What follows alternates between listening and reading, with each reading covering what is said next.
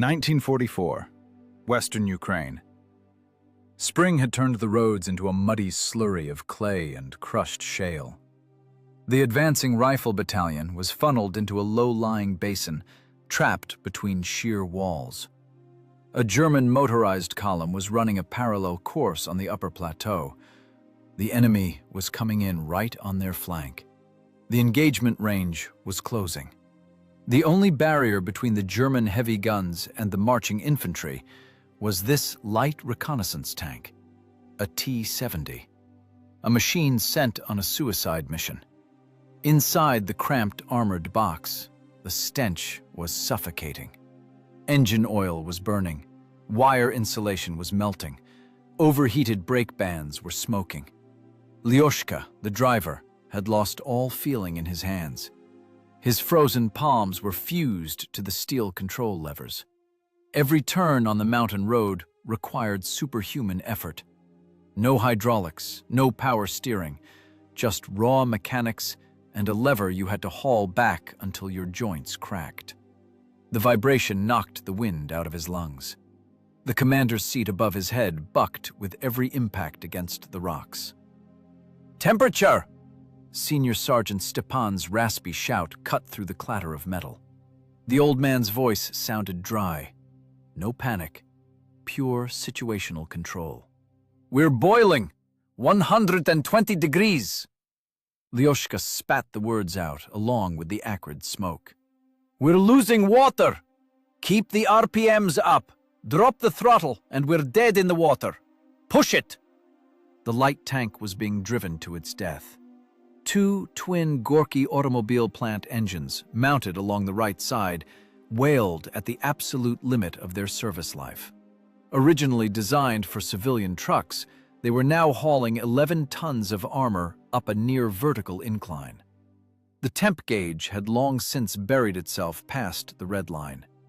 The coolant had turned to steam. The cast-iron cylinder block was ready to crack at any second. The machinery was in its final death throes. But as long as the crankshafts kept turning, the tank crawled upward. Another sharp switchback. Lyoshka yanked the left lever back, flooring the main clutch pedal. The tank lurched. The right track bit into the soft clay, while the left locked up. The hull began a heavy pivot. The treads screeched against the granite. The metal shrieked loud enough to pop eardrums. The driver dumped the clutch, a jolt forward. The machine bucked over a boulder. The suspension groaned in protest.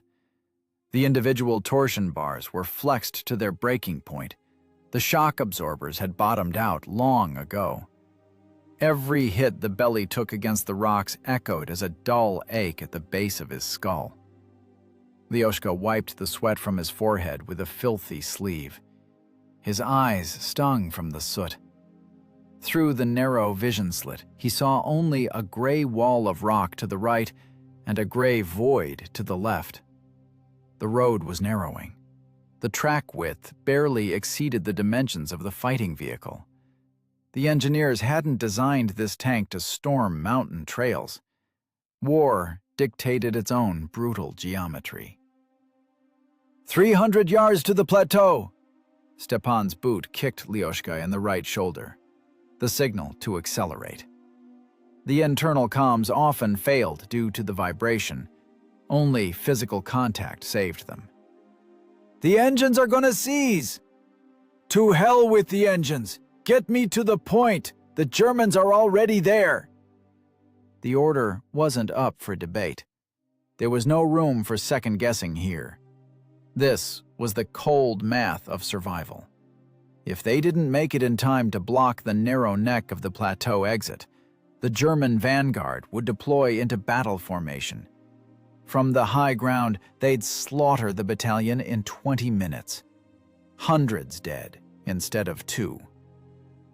Lyoshka floored the gas. The engines screamed in one last agonizing cycle. The rhythm of the cylinders shifted. A sharp metallic knocking of valves started. Oil began to hemorrhage from the gaskets, drenching the red-hot block. The smoke in the fighting compartment grew thick and heavy. He had to breathe in short gasps through clenched teeth. The tank broke onto a straight stretch. The incline grew even steeper. The tracks clawed uselessly at the stone. Their speed dropped to a walking pace. The machine was dying. The metal couldn't withstand the colossal strain. The transmission hummed as if it were grinding gravel inside. Lyoshka felt the vibration of every gear through the steel levers. He performed his job mechanically, fused with the machine into a single unit, leaking sweat and spent oil. The narrow gap between the cliffs approached rapidly. These were the stone gates to the plateau. Beyond them lay relatively level ground. A draft was already carrying the scent of foreign exhaust. Synthetic gasoline. That specific, sharp smell of chemical fuel that was impossible to mistake for anything else. The enemy was within striking distance. "AP loaded," Stepan barked. The breech of the 45mm gun clattered. The sound of the shell being rammed into the chamber was dull and dry. The final yards of the climb were bought at the cost of the engine's destruction. Lyoshka kept his eyes locked on the brightening strip ahead. The motors were choking. Power was dropping by the second. The engine on the right side gave a sharp cough, spat out a thick cloud of blue-gray smoke, and began to lose RPMs rapidly.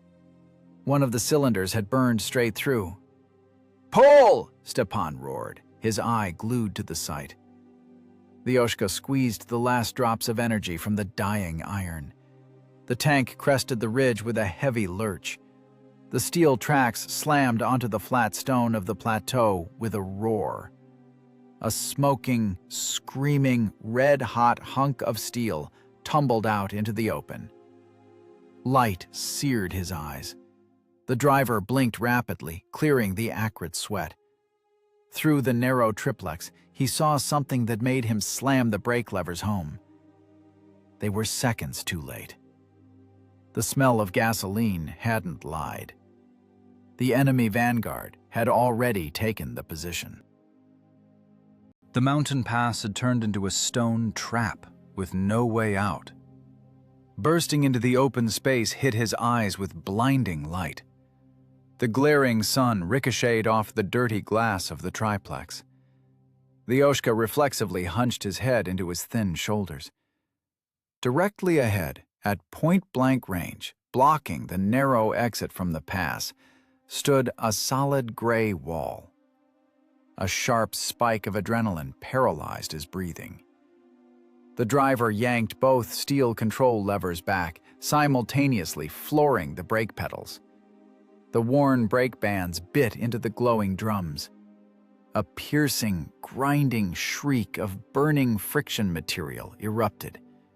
11 tons of Soviet armor pitched forward violently. The steel tracks skidded across the crushed shale. A spray of white sparks erupted from under the left idler wheel. The machine ground to a halt 50 yards from the bend in the road. The colossal inertia threw Lyoshka chest first against the controls. Air hissed out of his crushed lungs. Thick gray dust settled slowly onto the armor. A viscous, heavy silence hung in the air, broken only by the ragged wheezing of the overheated twin engines. Through the narrow vision slit, Lyoshka saw death. It had sharp, chiseled, geometric shapes. A massive slab crawled heavily, inevitably, from behind a rocky outcrop.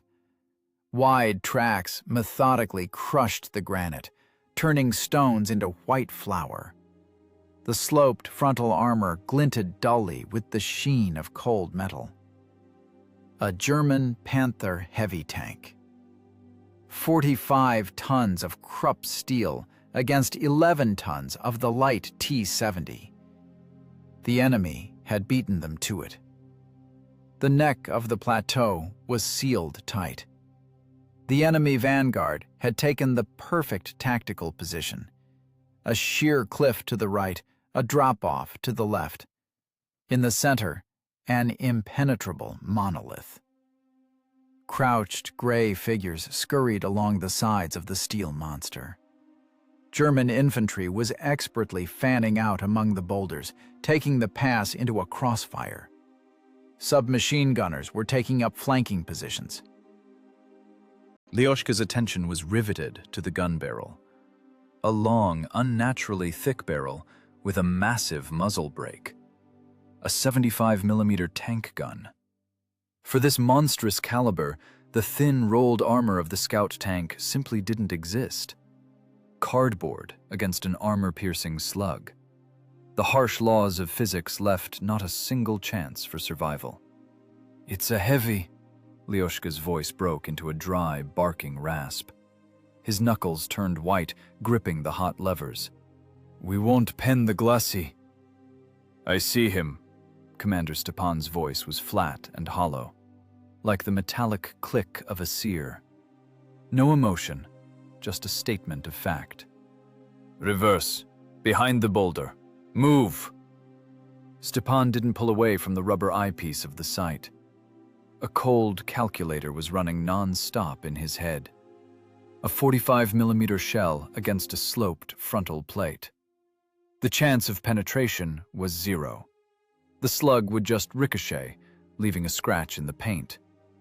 A head-on engagement meant the guaranteed destruction of the crew in 3 seconds. They needed immediate cover. Lyoshka slammed a hard palm against the gearshift. Reverse. Clutch. The gears meshed with a sickening crunch. The engines wailed under the strain, belching acrid blue smoke into the cabin. The light tank lurched and began to crawl backward with agonizing slowness, its armored belly scraping against sharp rocks. Every yard of distance was a fight. The engines were suffocating at the absolute limit of their torque. The German crew reacted instantly to the target's movement. The Panther braked hard. A thick cloud of black smoke erupted from the twin exhaust pipes. The super-powerful gasoline engine roared. The Predator's massive bulk rocked on its torsion bars. The German driver professionally pivoted the heavy hull, presenting the impenetrable front at the perfect angle to the threat. An absolute dead-end barrier had closed. Then, the turret came to life. The powerful hydraulic drive kicked in. Through the roar of his own choking engines, Lyoshka felt that vibrating, low hum in his skin. Death began its turn. The long barrel slid smoothly along its arc. The Panther's gunner coolly caught the brazen target in the eyepiece of his precision optics. The black hole of the muzzle was inexorably swinging directly toward the Soviet machine's frontal plate. "Faster, Lyoshka!" Stepan's heavy jackboot slammed into the back of the seat. "He's ranging us!" "I'm pulling!" Lyoshka was squeezing the last bits of life out of the dying machinery. The left track slipped, and the tank's rear fishtailed dangerously. The life-saving rock fragment was 15 yards behind them. 15 yards to cover. 2 seconds until the killing shot. Time became viscous, sluggish. The air in the cramped cabin was saturated with the smell of burnt engine oil and acrid sweat. Lyoshka stared through the triplex without blinking. The Panther's turret finished its rotation. The barrel froze. The driver realized the enemy had them dead in the crosshairs. The German tank's massive bulk was physically crushing their will. This wasn't just a machine. It was an engineering masterpiece designed for total annihilation. Lyoshka stared into the optics until his eyes burned. Spare tracks on the lower glacis. Every rivet, every weld on the enemy's armor seemed prominent and distinct. This machine knew no fatigue. Engineers had calculated every millimeter of the armor's slope for an absolute ricochet. The realization of his own technical insignificance before this armored mountain paralyzed his nervous system. The T-70 continued to crawl back. The hull jolted over a hidden rock. The engine RPMs plummeted. The tank practically stopped in the open sights. Lyoshka stomped on the gas pedal. The carburetor spat out the last of the fuel. The engines gave a hollow cough, but caught the load. Another rotation of the road wheels. Another yard. The enemy's muzzle brake was looking right into his vision slit. The psychological pressure was breaking his mind. It felt as if the barrel were inches from his pale face. One light pull of the trigger in the German tank, and a 7-kilogram armor-piercing shell would punch through the frontal armor, turning the men inside into red mist. Stepan was silent, gripping the traverse wheels tight. Firing now would be nothing but a pathetic flash before inevitable death. Only the maneuver mattered. The enemy infantry had already gone prone. The machine gunners were businesslike, setting their bipods on the rocks. The mountain plateau had turned into a shooting gallery. The German commander was in no hurry, knowing full well his prey was already thrashing in the trap. The turret slightly adjusted its elevation. Death prepared to strike. Lyoshka yanked the left clutch lever back until it hit the steel stop. The light tank's red-hot rear end swung wide. The right track crunched into a layer of crushed shale. 11 tons of Soviet steel were thrown into the safety of the blind spot. A massive granite shard of the cliff blocked the enemy's line of sight. The screech of metal on stone deafened the crew. The T-70's left side slammed into the granite monolith. The hard impact killed their momentum. The twin engines choked on their own exhaust, but managed to haul the machine out from under a direct hit. A second later, the world shattered. The air compressed into a tight ball. The enemy's heavy, armor-piercing shell ripped through the void where the commander's cupola had been a fraction of a second before. The shockwave hammered their eardrums. Fine stone dust sprayed across the frontal armor plates. A miss. The heavy tank's gunner had taken too much lead while firing at a moving target. Stepan didn't give his driver time to process their survival. The commander was already furiously cranking the stiff vertical and horizontal traverse wheels. The target was hidden behind the boulder, but part of the massive turret remained in the direct line of sight. An immediate return fire was required. Break the attack's momentum. Establish a defensive line. "Api!" Stepan roared. His right hand threw the breech block open. "Give him sub-caliber!" Lyoshka shouted, his hands white-knuckled on the controls. "A standard slug won't touch that front. Range is 200 yards. The impact angle is too sharp. A sub-caliber sabot will just shatter on the armor. Load solid AP. Now!" The ring of the heavy brass casing hit their frayed nerves. A short movement of the hand, honed by thousands of repetitions. The shell, weighing nearly 3 pounds, thudded into the gun's breech. The block slammed shut, locking the bore tight. The 45mm gun was ready for battle. In the early years of the war, this artillery system had been reliable against light armor. Against the sloped Krupp steel of a German heavy tank, it was a useless length of pipe. You couldn't bypass physics. The kinetic energy of the light slug was catastrophically insufficient to breach the armored monolith. Lyoshka slammed his foot onto the main brake, locking the exhausted chassis onto the slope. The hull froze. Stepan pressed his face into the rubber guard of the telescopic sight. The optics crosshairs settled on the wide right cheek of the enemy turret. The armor in this zone was rounded. It offered the single microscopic chance to catch the metal at a right angle, to find a weak spot in the gun mantlet's weld. The commander's finger squeezed the trigger. The cramped fighting compartment lit up with a sharp yellow flash. The roar of the shot hammered their ears, shaking years of dust out of every crevice. The breach recoiled with massive force. The extraction mechanism spat out the spent casing.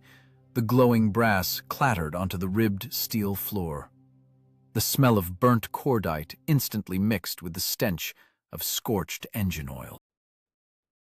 The exhaust fan couldn't keep up with the fumes. Acrid, toxic smoke filled the tiny cabin, stinging their eyes. The slug crossed the distance between the machines in a fraction of a second. Lyoshka stared through the narrow triplex without blinking. The sharp-nosed shell struck the turret cheek. A horrific, teeth-gritting metallic shriek erupted. A spray of blinding white sparks showered in every direction. The laws of metallurgy handed down their dry verdict. The tip of the Soviet shell skidded across the thick layer of face-hardened steel, leaving nothing but a deep, jagged gouge in the gray paint. The ricocheting chunk of metal whined shrilly as it vanished into the pale Carpathian sky. Armor not penetrated. The enemy's vitals remained untouched. "Ricochet," Lyoshka stated. His voice was dry, devoid of any emotion. His hands returned to the levers. The numbness faded. A frozen clarity of their tactical dead end set in. The difference in weight classes became physically tangible. A direct hit from the Soviet gun had been absolutely useless against the 45-ton machine. The enemy crew hadn't even felt a slight concussion. The German tank's massive bulk remained motionless. Only slowly, with a heavy hydraulic groan, did the gun turret continue its deadly traverse. The German gunner was coolly correcting his aim based on the muzzle flash. The enemy had calculated the exact geometry of their cover. The light tank's engines were idling erratically. The right motor coughed hollowly, its entire cylinder block shuddering. The coolant temperature was frozen past the red line. Lyoshka shot a quick glance at the instrument panel. The machinery was hemorrhaging oil. Shale rock crumbled under the narrow tracks. There was nowhere to retreat. A steep drop yawned behind them. It was physically impossible to turn the machine around on the narrow mountain ledge. The clatter of foreign tracks outside intensified sharply. The German driver shifted into first gear. The massive steel mountain lurched forward, methodically closing the distance.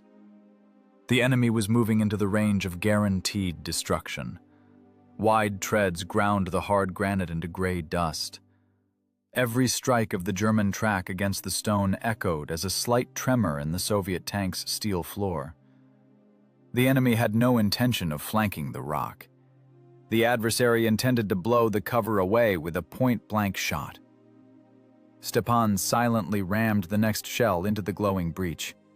Another mechanical, precise movement. The commander was fully aware of the absolute futility of a frontal engagement, but the ingrained habits of a career soldier dictated their own iron rules. "Left track is hanging over the edge," Lyoshka reported.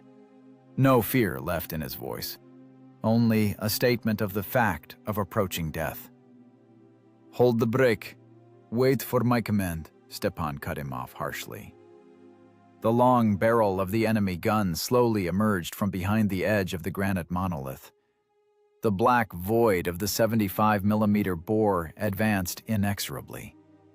The massive muzzle brake was pointed directly at the center of the stone cover. The distance closed with every passing second. The German tank's next shot was guaranteed to be the last. The world shattered. Compressed air hammered their eardrums with the force of a sledgehammer. The German gunner stomped on the electric trigger. 75mm of gun steel spat out an armor-piercing shell. The shell weighed nearly 15 pounds. The slug flew at over 3,000 feet per second. The shot didn't hit the armor. The shell struck the very center of the granite monolith hiding the light tank. Kinetic energy met ancient stone. A directional explosion occurred.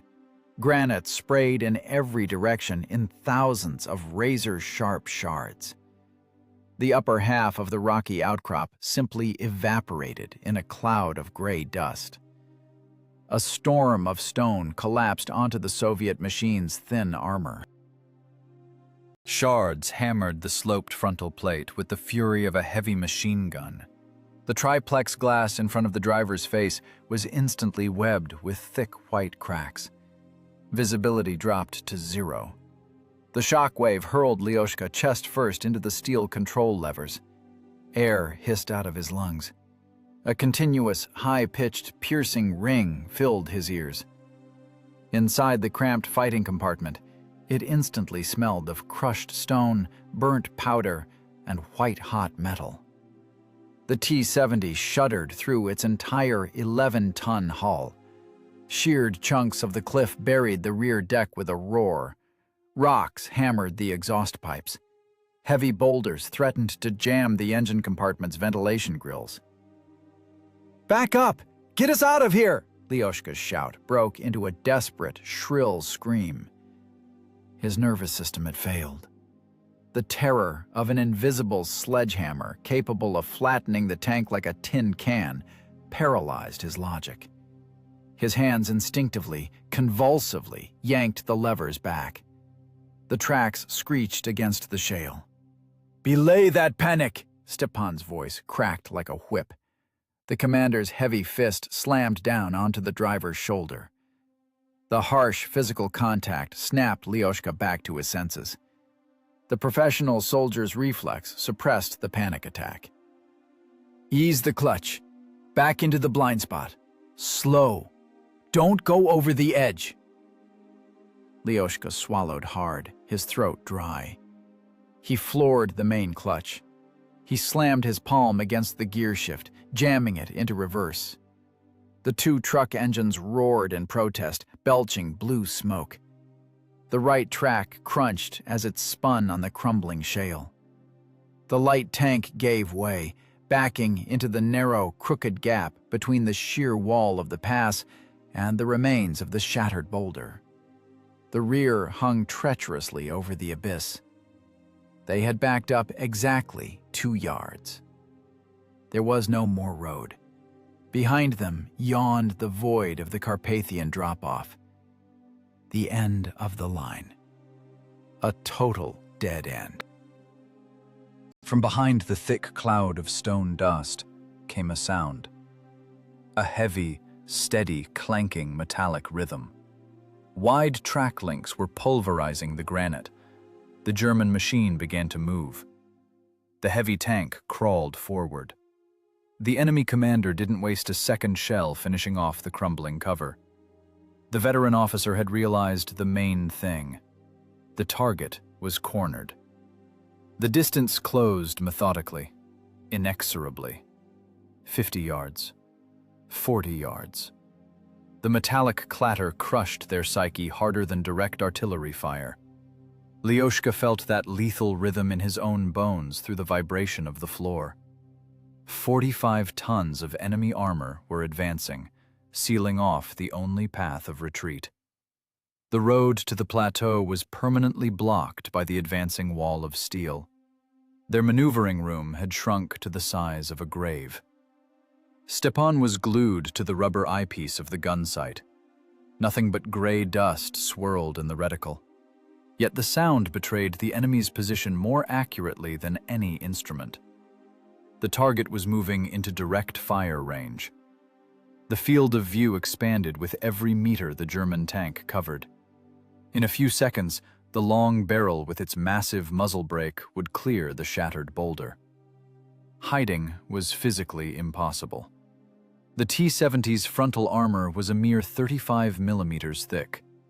To a German armor-piercing shell, it was little more than a sheet of wet paper. The next shot would punch clean through the glacis. The shell would eviscerate the crew, blow the turret off its ring, and hurl the mangled, burning wreck into the abyss.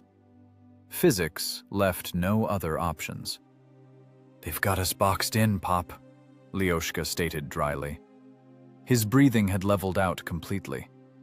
The crystalline calm of the condemned had set in. His hands locked onto the scalding steel levers. "Waiting. Waiting," Stepan echoed. The commander's index finger settled on the gun's trigger. The Predator's tracks clattered 15 meters from their cover. The dust began to settle slowly. A massive, sloped glacis loomed out of the gray shroud. Death was staring them right in the face. Dust settled slowly on the worn frontal armor. Lyoshka tasted copper in his mouth. A splinter from a shattered periscope had gouged his cheek. A bead of blood crawled down his grimy skin, mixing with acrid sweat. The distance to the enemy had closed to a critical point. The German lead was settling into a perfect firing solution. The heavyweight's wide tracks bit hard into the rocky ground. The massive turret, with its thick, sloped armor plates, was finishing a microscopic horizontal lay adjustment. Death took the form of a dark, 75mm void. Nowhere to run, nowhere to retreat. Behind them, barely half a meter from the rear armor plate, yawned the absolute vacuum of a Carpathian precipice. The twin engines coughed under the strain, spitting the last of their blue smoke into the cramped cabin. A heavy, ringing silence filled the commander's station. Stepan wasn't looking at the enemy gun. The eye of a seasoned career soldier scanned the area around the armored target. Survival instinct hunted for an engineering solution where a head-on collision meant guaranteed destruction. The commander's gaze slid across the sheer wall of the gorge. 15 meters above the heavy tank's cupola hung a gray stone ledge. Millennia of wind erosion had carved a heavy, unstable rock overhang from the monolithic granite. A massive shelf of rock hung by a thread. At the very base of the overhang, a deep, jagged horizontal crack yawned black. The stone structure was critically compromised. A cold, ballistic computer spun to life in the sergeant major's mind. A standard AP round wouldn't penetrate the Germans' front. That had been proven seconds ago. But an HE shell could break old stone. A hit at the base of that deep crack would create overpressure inside the confined space. The detonation would shatter the weakened rock from within. Hundreds of tons of granite would crash down directly onto the vulnerable roof of the enemy's engine and transmission compartment. No Krupp steel could withstand the kinetic energy of a collapsing mountain. The top armor plates would buckle under the colossal weight. It was pure, ruthless engineering. The dry, mathematical calculation of a professional. "High explosive!" Stepan's raspy voice shattered the stifling silence of the fighting compartment. The commander's calloused palms slammed the handle, throwing back the breech block. A spent brass shell casing clattered onto the ribbed steel floor. A new shell, with red markings, slid into the scorching breech. The snap of the heavy locking mechanism rang out sharp and dry in the enclosed space. The gun was hot with HE. But the perfect calculation ran into the geometry of the terrain. Because of the remains of the shattered granite boulder, the line of sight was blocked by a rock outcropping. The shell would land well below the target crack, hitting the solid granite monolith. The explosion of a 45mm charge would only scratch the hard stone. He needed a direct shot at a clear angle of elevation. "Lyoshka, listen to my order." Stepan's tone turned icy, devoid of any human emotion. "Full throttle. Break cover. Right into the middle of the road. Brake hard. Hold the hull steady." The driver froze. His breath caught. Numb fingers squeezed the wet steel control levers until his knuckles turned white. Moving into the open meant voluntarily exposing 35mm of frontal armor to a direct shot. The German gunner already had the edge of their cover in his sights. The Predator's gun was just waiting for a target to appear. The short distance left zero chance of a miss. A trained gunner's reaction time would be less than 2 seconds. In that tiny window, they had to drive into the center of the mountain path, stop the hull as it rocked on its torsion bars, aim, and fire first. "Pop, it's a suicide run," Lyoshka choked out, his bloodshot eyes fixed on the enemy's black muzzle brake, barely visible behind the rocks. "He'll brew us up the moment we pull out. We're dead. Instantly." "We're already dead," Stepan cut him off harshly over the roar of the choking engines. No fatherly sympathy, only the cynical truth of a merciless war. "Stay here, and we die in 3 seconds from a direct hit to our cover. Pull out, and we have a chance to take the bastard with us. Do as you're told. Pull the right lever. Throw the tank into the center." In the cramped, soot-choked steel box, only a rigid military hierarchy existed. The commander had plotted the only viable vector for survival. The order sounded like a final death sentence, but disobedience was impossible. The training of a professional crew proved far stronger than animal fear. Lyoshka swallowed bitter saliva saturated with cordite fumes. Panic vanished, leaving an icy void behind. Only the dry mechanics of drilled actions remained. Cause, a direct order from the commander. Action, a forceful pull of the controls. Effect, stepping into the path of an incoming shell. His heavy boot stomped the stiff clutch pedal. His right hand slammed the stubborn gear shift. First gear engaged with a loud, painful metallic grind. Worn synchronizer gears wailed piteously. The twin engines gasped for oxygen in the smoky air, but stubbornly kept turning their heavy crankshafts. The coolant temperature had long since redlined. The smell of melting metal stung his nostrils. The scout tank was dying on the move, bleeding fluids, but it was fully ready for its final dash. Lyoshka glanced through the shattered periscope. A gray, angular wall of German steel stood like a monolith ahead, blocking the exit. The long gun barrel pointed exactly at the edge of the shattered boulder. The German crew operated with clinical precision. They were waiting for their prey. The enemy knew perfectly well that the light tank was pinned in a natural trap. The veteran crew didn't rush or waste ammo. A heavy tension hung over the gorge. Death demanded absolute silence. "I'm holding the sight steady on the cliff," Stepan said, muffled but very clear. The commander pressed his sweaty face hard against the black rubber eyepiece. Strong hands locked onto the metal traverse and elevation wheels. His right index finger settled on the trigger. "The moment you stop, I fire. Don't jerk the levers. Freeze solid."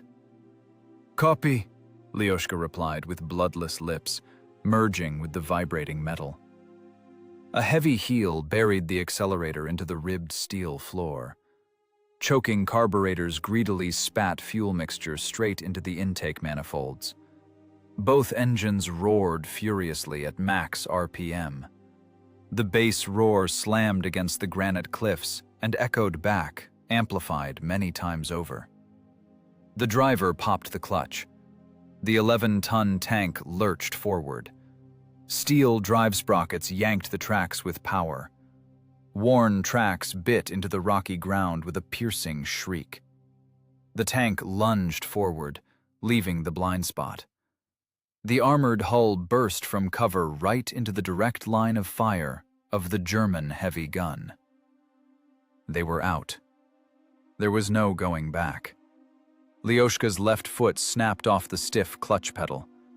2 automobile engines screamed at max RPM. Drive sprockets crunched as they spun the worn steel tracks. 11 tons of Soviet steel burst from behind the safety of the granite boulder. The tank made a suicidal dash onto the open mountain switchback. The 35mm frontal armor was completely exposed to the enemy. Protection no longer existed.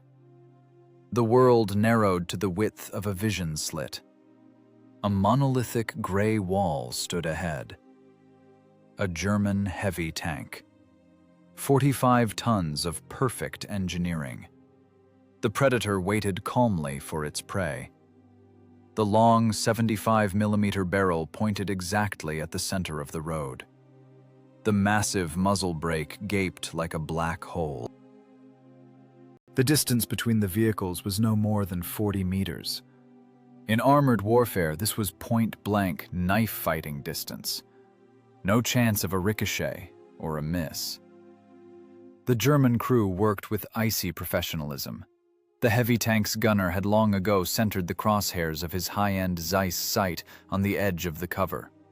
The moment the light tank's narrow hull rolled into the light, the black cross of the optics locked onto the crude weld seams of the Soviet armor. Survival was measured in fractions of a second. The German long-barreled gun didn't forgive mistakes. A direct hit from an AP shell at this range was guaranteed to punch through the light tank, detonate the ammo, and turn the crew into bloody dust. "Brake!" Stepan's harsh command cut through the roar of the engines. Cause, action, effect. Lyoshka mashed both brake pedals into the ribbed floor until his knees popped. Brake bands bit into the scorching drums. The piercing shriek of burning brake lining tore at his ears. The hull pitched forward on its nose. Steel torsion bars groaned piteously, absorbing and dampening the colossal inertia of 11 tons. The tank froze right in the middle of the stone path. A completely exposed target. A perfect stationary mark for the enemy executioner. "Stopped!" Lyoshka gripped the levers with a death grip. His muscles turned to stone from the tension. He just waited for the impact of the heavy slug that would instantly end his life. Stepan ignored the deadly barrel pointed right at his face. His gaze was locked onto the narrow eyepiece of the sight. The optics were aimed high, significantly higher than the enemy's heavy turret. 15 meters above road level hung the massive rock ledge. At the base of the gray granite monolith, a deep, jagged horizontal crack yawned black. Wind, water, and time had critically weakened the rock. The commander centered the vertical hair exactly in the center of that dark, natural void. The commander's finger smoothly squeezed the stiff trigger. The firing pin struck the primer. A sharp yellow flash filled the fighting compartment. The deafening roar of the cannon blast slammed into their eardrums. Recoil hurled the 45mm breech back with immense force. The extractor spat out the spent casing. Hot brass clattered against the steel floor. Thick, acrid cordite smoke instantly filled the cabin, stinging their eyes. The HE shell left the scorching bore. Its trajectory arced steeply upward, high over the sloped armor of the German tank. The heavy tank's commander watched the sector through his cupola's vision blocks. He saw the bright flash of the Russian shot. Survival instinct made his muscles tense in anticipation of the impact. But a long second passed, and no heavy clang against the armor followed. The German officer tracked the shot. The shell had gone high into the cliff. A clear, panicked, senseless miss. The Russians had broken. The tanker's nerves hadn't held under the pressure of a head-on attack. A complete whiff from 40 meters. A cold, contemptuous smirk touched the German commander's lips. The hunt was over. The prey had made its final, fatal mistake. He opened his mouth to confirm the order for immediate destruction to the gunner over the intercom. The German gunner began to squeeze the electric trigger. The gun prepared to spit death. At that exact moment, the Soviet HE charge landed precisely on target. The shell buried itself deep in the maw of the weathered fissure. The kinetic impact against the hard stone instantly triggered the contact fuse. The detonation happened not on the mountain's surface, but deep inside a confined stone pocket. The blast energy didn't vent into the open air. Scorching powder gases instantly expanded inside the rock. Colossal overpressure crunched through the granite monolith from the inside out. The sharp crack of the explosion was immediately drowned out by a terrifying, rising, guttural roar. The stone earth beneath the tracks shuddered. The smirk of superiority was wiped from the German commander's face. Cold tactical calculation was replaced by the animal, primal terror of an imminent catastrophe. The German snapped his eyes upward. The pale sky over the narrow gorge vanished.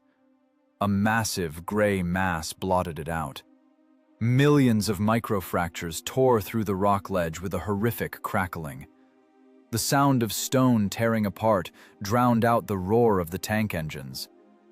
A multi-ton slab of granite sheared away from the main Carpathian range with a dull groan. Time stretched critically. Brief seconds turned into a viscous, unending eternity. Lyoshka stared through the shattered periscope glass, forgetting to breathe. He saw the giant, inevitable shadow of death looming over the perfect armored machine. Nature had entered the human fray.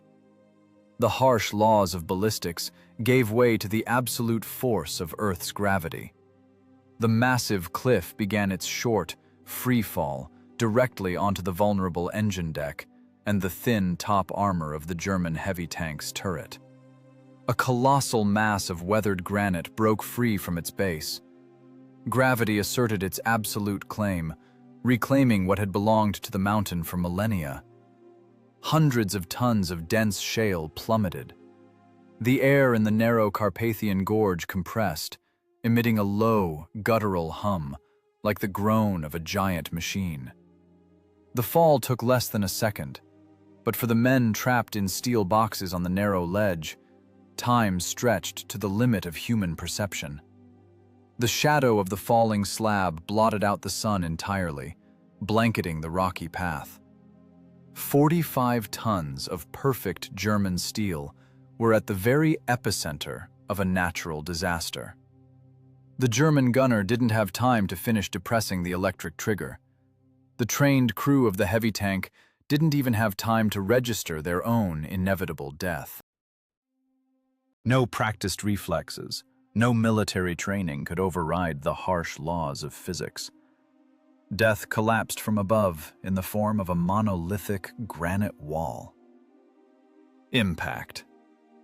The sound of the collision was beyond normal perception. It wasn't the sharp crack of artillery or the rolling thunder of an aerial bomb. It was a primal, eardrum-shattering snap of the Earth's crust breaking, thick with the piercing shriek of metal being obliterated. The kinetic energy of hundreds of tons of rock, multiplied by the acceleration of gravity, met Krupp armor. The masterpiece of engineering, built for total battlefield dominance, was flattened like a tin can. The thin top armor plates of the engine and fighting compartments caved in instantly, offering no resistance to the falling cliff. The thick side plates of the massive turret buckled and burst along their heavy weld seams with a deafening crack. Sparks from tearing metal mixed with pulverized stone chips. The heavy 75mm tank guns snapped at the base of the turret and flopped lifelessly to the side. Instant overpressure within the collapsing hull ripped the heavy turret hatches off their massive hinges.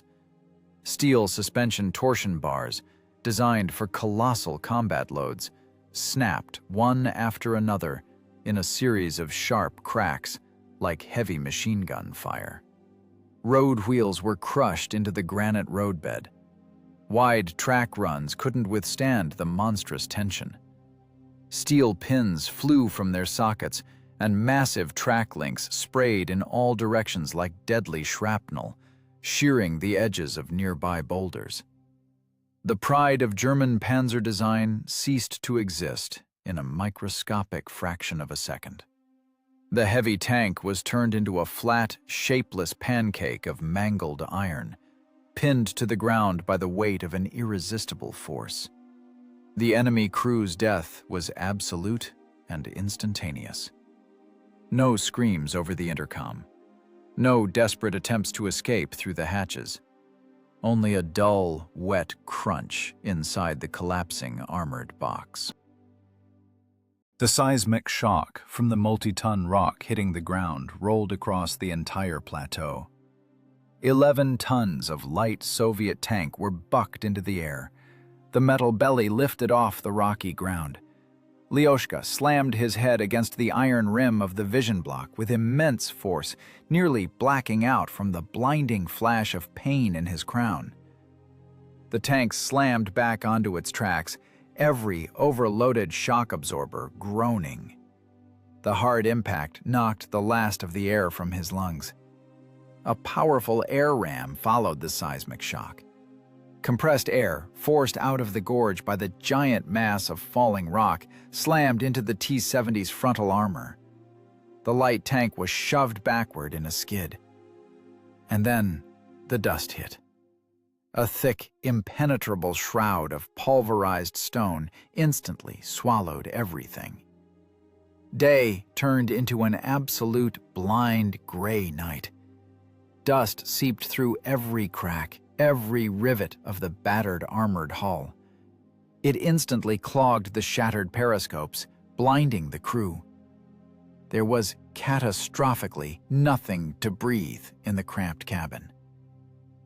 Lyoshka broke into a dry, hacking cough, spitting viscous saliva mixed with bitter shale grit onto his greasy coveralls. His eyes burned as if filled with crushed glass. The machine began to choke as well. Air filters were clogged solid with gray flour. Carburetors greedily sucked in dust instead of clean oxygen. The right engine coughed under the strain, bucked hard on its mounts, spat a cloud of black smoke into the cabin, and died for good. The left engine continued its death throes, losing RPM with every passing second. "Back us out!" Stepan's raspy, broken voice barely cut through the continuous roar of falling debris. The commander coughed as if his lungs were tearing to pieces. "Pull the levers! We're about to be buried!" The harsh order snapped Lyoshka back to reality. The reflexes of a professional driver-mechanic kicked in. Blindly, relying solely on muscle memory, he yanked the steel levers. He stomped the stiff clutch pedal until his muscles ached. He slammed it into reverse. The sole remaining engine groaned, trying to move the crippled tank. The track spun with a foul shriek on the layer of fresh stone dust. The tank crawled back in slow, heavy jerks, moving away from the epicenter of the deadly collapse. The hull scraped the cliff with its left side, throwing off sparks that died instantly in the thick gray fog.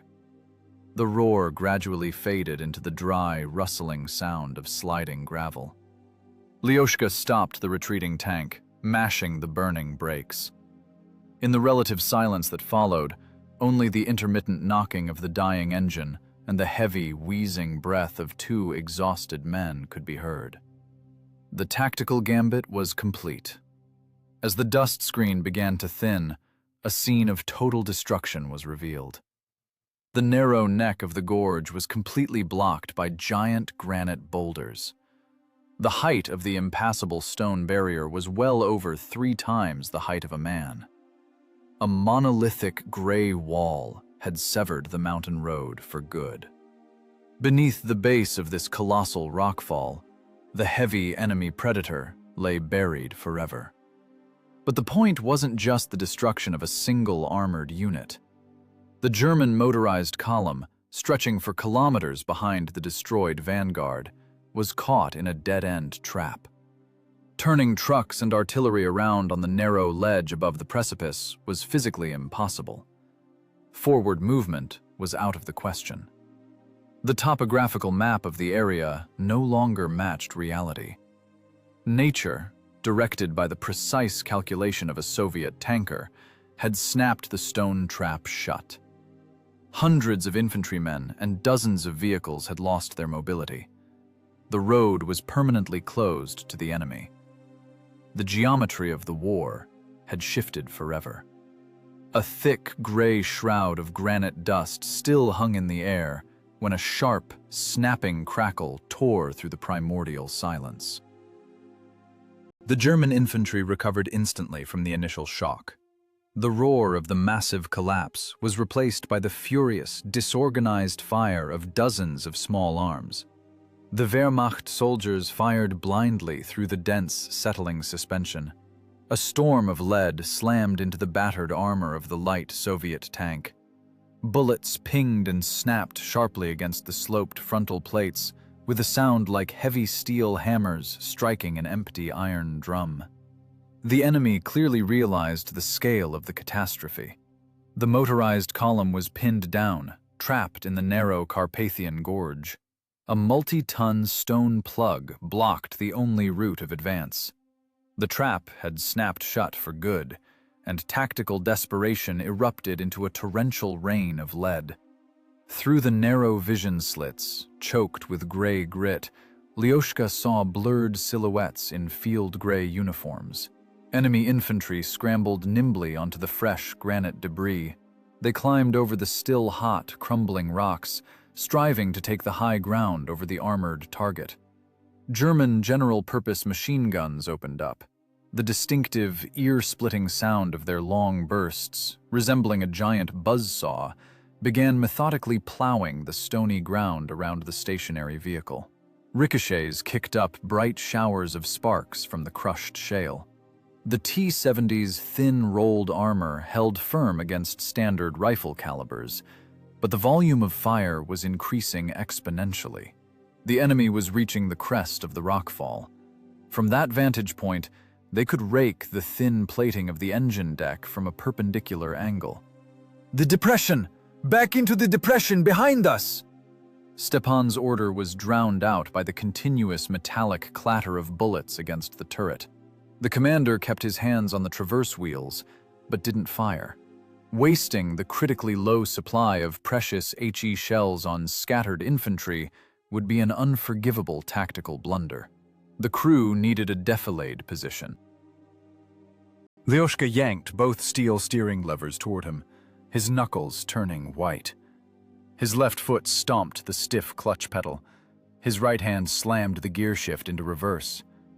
The sole surviving engine wheezed, belching thick, acrid clouds of blue-gray smoke into the fighting compartment. The steel tracks spun with a piercing screech in the deep layer of stone dust. The light tank began to crawl back into a small, natural hollow between the cliffs, with agonizing slowness and strained jolts. This shallow depression provided minimal cover from the crossfire above. Every mechanical action radiated sharp pain through the driver's exhausted muscles. He was operating beyond the limits of human endurance. Another long machine gun burst stitched across the frontal hull plate. Dozens of grams of white-hot metal searched for the slightest vulnerability in the protection. The triplex glass block in Lyoshka's vision port was already covered in a thick, impenetrable web of deep cracks from a near-miss shell burst. The armored glass had completely lost its structural integrity. A Spitzer bullet with a steel core struck the exact center of this weakened point. The bullet's kinetic energy shattered what remained of the protection. The loud, dry snap of bursting glass rang out inches from the driver's face. Fine, sharp glass dust sprayed into the cramped cabin. The deformed, mangled lead bullet lost some of its velocity, but punched through the canvas coveralls and entered Lyoshka's left shoulder with a wet, dull crunch. The physical impact threw him back. His spine slammed hard against the metal engine firewall, his vertebrae popping.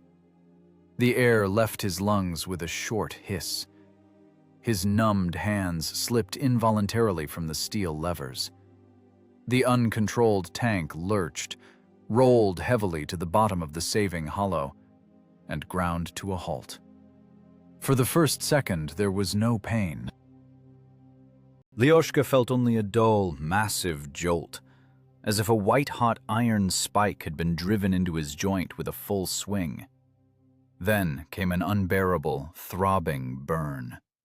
Hot, thick blood poured down his left arm. Dark red droplets heavily coated the gray metal of the instrument panel and the steering levers. The distinct, metallic scent of fresh blood instantly displaced the acrid stench of motor oil and gunpowder smoke.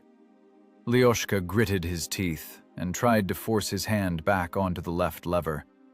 The muscle fibers, shredded by the bullet, refused to obey. The fingers of his left hand curled helplessly, unable to clench into a fist. At that moment, the machine finally gave up. The last running engine, pushed to its breaking point by extreme overloads, lack of oxygen, and temperatures far beyond the red line, let out a horrific sound. Inside the glowing cast-iron cylinder block, something snapped with a deafening screech.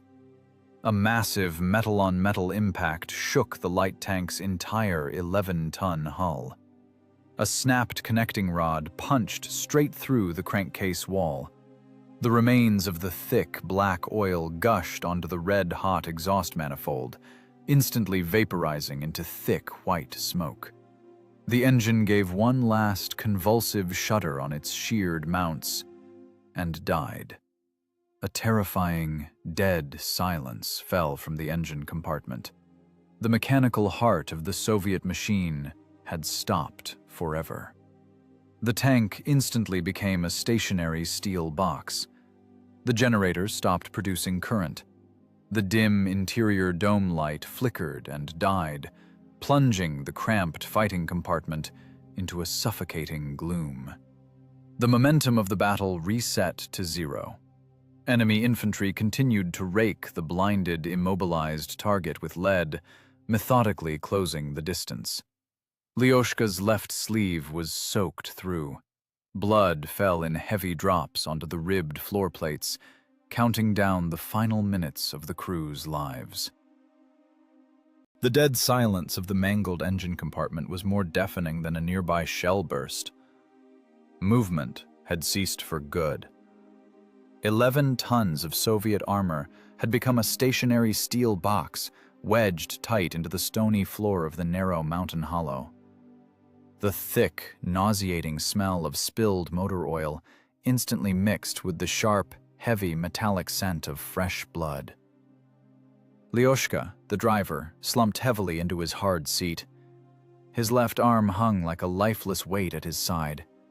Thick, dark liquid pulsed from his bullet-torn shoulder, rapidly soaking the heavy canvas of his coveralls. Life was draining onto the ribbed steel floor with every dull, throbbing beat of his heart. The commander left his cupola without a single wasted movement. Sergeant Major Stepan jumped heavily down to the floor of the cramped fighting compartment.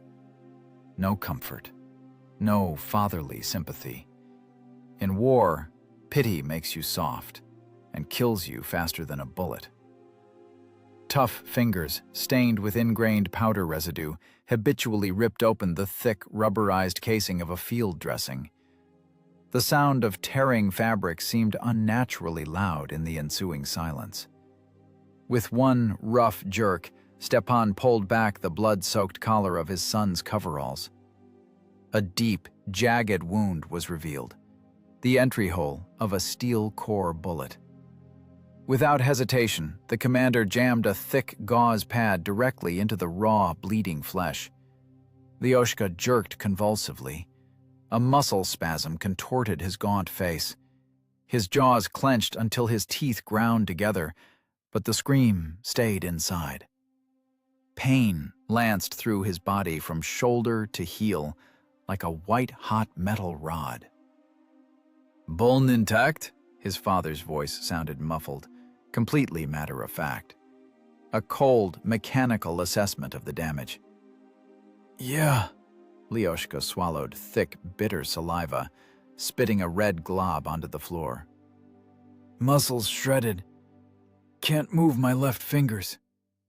"I'll tie it tight. Deal with it." The engine's dead. This rig isn't going anywhere. We're a pillbox now. A fixed fighting position. Right hand working? Yeah. Get on the machine gun. The enemy's coming over the rocks. With a sharp jerk, Stepan tightened the ends of the bandage, locking the pressure dressing in place. The knot was crude and hard, but the pulsing bleed stopped.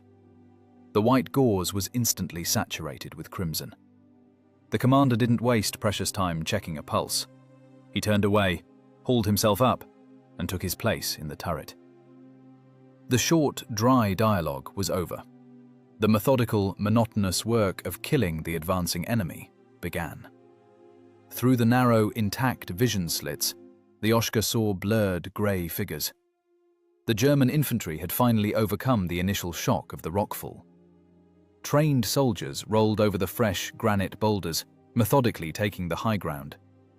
They moved skillfully, in short bounds, covering each other with a wall of fire. In the hands of some, long metal tubes with distinctive bulges at the ends were clearly visible. Panzerfausts. Handheld anti-tank weapons with shaped charge warheads. A shot from one of those tubes at 30 meters was guaranteed to burn through the light tank's thin armor, turning the trapped crew to ash in a fraction of a second. The enemy was coolly catching the stationary target in a pincer of fire. The Oshka ground his teeth until his gums ached. His good right hand gripped the checkered pistol grip of the coaxial Degtyaryov machine gun.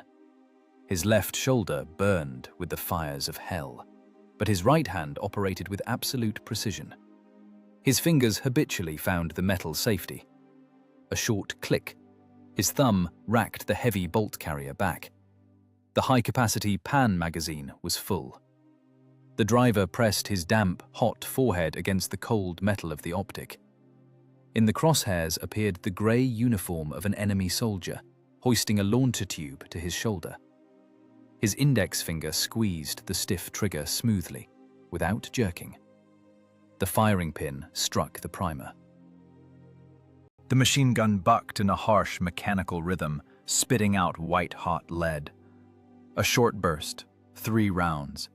The extraction mechanism ejected the spent brass casings with a metallic ring. The air in the cramped cabin was instantly filled with the acrid, sour stench of burnt powder. Lyoshka saw clearly as the bullets stitched through the enemy's body. The German soldier jerked unnaturally, dropped the Panzerfaust, and collapsed heavily onto the sharp rocks. No emotion, only the dry confirmation of a neutralized target. Weapons hot, sector clear, waiting for the next target. Above, the massive breech block slammed shut with a loud clang. Stepan manually cranked the stiff turret traverse wheels with colossal physical effort. Light tanks didn't have electric drives as a rule. Rotating the steel dome relied solely on the commander's muscle. Heavy, stinging beads of sweat flooded the sergeant major's eyes, leaving clean streaks on a face masked in thick soot. His breathing had long since devolved into a ragged wheeze. The last HE shell slid into the glowing breech of the 45mm gun. The ammo supply was dry. Only solid armor-piercing slugs remained, utterly useless against dispersed infantry. Stepan caught a tight group of 4 soldiers in his crosshairs, trying to flank the dead tank from the right under the cover of a granite ledge. A short press of the trigger.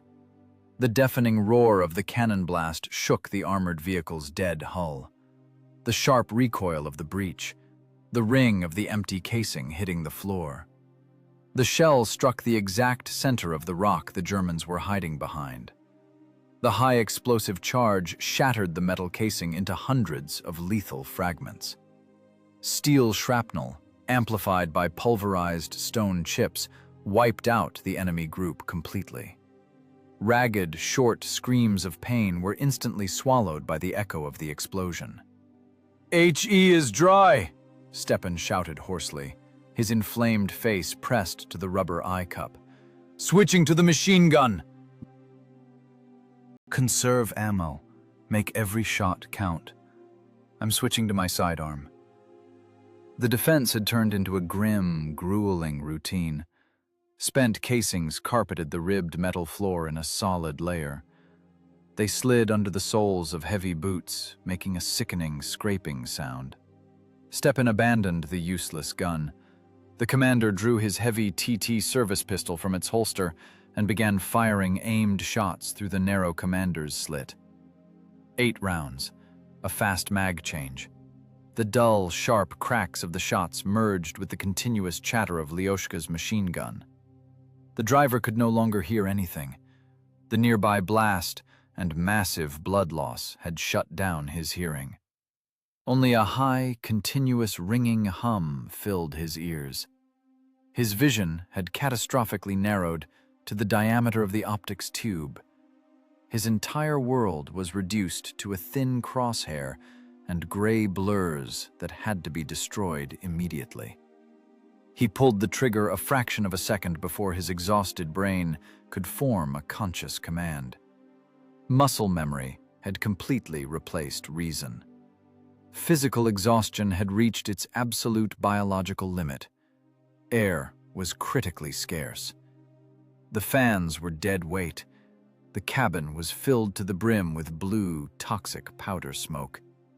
Every short breath burned his lungs like a gulp of acid. The men had finally become living appendages of the lethal machine, holding the line solely on the autopilot of career soldiers. The dead machine continued to snarl furiously. The stationary light tank, leaking oil and human blood, had the pass locked down, preventing the superior enemy infantry from exploiting their success. Not a step back. Only the methodical, cold destruction of every target that appeared in the sights. The sharp granite rocks around the shallow hollow were blackened with blood and soot. The enemy began to noticeably slacken the pace of the attack, repeatedly slamming into an impenetrable wall of aimed lead and the fanatical, icy persistence of 2 exhausted professionals. 40 minutes of absolute hell. Time had lost all physical meaning, compressed into an endless, sluggish sequence of dull shots, the clatter of empty brass, and suffocating coughing. The ammo for the coaxial Degtyaryov was completely spent, down to the last round. The spare pan had long been empty, letting out the distinct, dry metallic click of a dry fire. Lyoshka mechanically kept squeezing the stiff trigger with a disobedient finger, unable to break the ingrained neural link between his exhausted brain and the cooling weapon. From his deeply torn left shoulder, a thick, dark, sticky pool of blood had collected on the ribbed steel floor. His heavy rubberized coveralls were saturated with crimson liquid down to his belt. In the cramped, dark cabin of the dead light tank, it smelled unbearably of warm copper, burnt explosives, and human flesh. The Germans realized instantly that the fighting position had gone silent. The torrential rain of lead, which had been methodically shearing granite chips from the battered armor, suddenly stopped. A heavy, viscous, ringing pause followed, foreshadowing the end. Enemy infantry began to slowly, confidently close in on the stationary steel box for the final assault. Stick grenades with long wooden handles appeared in the hands of the NCOs. The engagement range closed to a critical 20 meters. "Get the grenades ready!" Stepan's raspy, broken voice was barely audible through the continuous ringing in their shell-shocked ears. The commander lowered himself heavily to the floor of the fighting compartment. In his hand, filthy and coated in a thick layer of oily soot, the ribbed cast-iron jacket of a heavy defensive grenade gleamed dully. "We aren't taking prisoners, and we aren't being taken. Let them get right up to the tracks. We'll take them from the hatch." "Got it, Pop," Lyoshka whispered with bloodless lips. The icy calm of inevitable death had finally paralyzed the last of his primal fear. The fingers of his right hand were locked onto the metal pull ring of the pin. the dry mechanics of the final act. Cause: imminent physical capture. Action: detonation of onboard ammunition. Effect: guaranteed death along with the approaching enemy. But the explosion didn't happen. Instead, through the mass of Carpathian granite and the thick ringing in their ears, a deep, low-frequency vibration broke through. The stony ground beneath the mangled tracks of the knocked-out machine began to tremble with a fine, rapid tremor. The vibration built rapidly, turning into a heavy, bass-heavy, primal roar. This wasn't the strained, high-pitched whine of the T-70's twin engines. This was the rhythmic, powerful, monolithic thrum of V2 12-cylinder diesels. The heavy cruising engines of Soviet medium tanks were methodically grinding through the distance, rapidly approaching from the rear ascent. The infantry battalion had made it to the line. The scout patrol had fully accomplished its suicidal mission, buying those 40 priceless minutes at the cost of wrecked hardware and spilled blood. From around the sharp bend of the mountain switchback, the first T-34 lurched out with a deafening clatter of wide track links. 30 tons of sloped armor entered the fray immediately, without ranging shots. The long 76mm barrel belched a pillar of bright yellow flame. The deafening roar of a powerful HE blast swept the attacking group of German infantry right off the granite boulders. Fragments mingled with stone. A second tank rolled out heavily behind it, followed by a third. Coaxial and bow machine guns opened up with a torrential, continuous fire for total suppression. A hail of lead slammed into the remnants of the enemy vanguard, hammering gray greatcoats into the crushed shale. The German motorized column, locked tight by the collapsed multi-ton rock ledge, was in an absolute tactical snare. In front, thousands of tons of impassable mountain rock and the flattened, crushed carcass of their own heavy vehicle. Behind, the relentlessly advancing assault formations of a Soviet infantry battalion and tank company. The geometry of the trap had taken its final, lethal shape. The mountain gorge had become a stone sack for the systematic destruction of the trapped enemy. Stepan shoved the heavy top hatch with both hands. The massive steel lid screeched as it swung back. Cold, clean mountain air rushed into the stifling fighting compartment, aggressively displacing the acrid powder smoke. The commander hauled himself up on trembling, exhausted arms, rolled heavily over the edge of the battered cupola, and collapsed onto the frontal armor. Then he leaned back into the dark hull, gripped his son firmly by his good right shoulder, and with a colossal, superhuman effort, hauled Lyoshka out into the light. Two men lay motionless on the rapidly cooling metal. Their coveralls had turned into a stiff, unyielding crust of dried blood, spilled motor oil, and grey granite dust. The tankers' faces were solid black masks, from which only their inflamed, feverishly bright eyes stood out wildly. The roar of the meeting engagement gradually receded, shifting deeper into the stone plateau.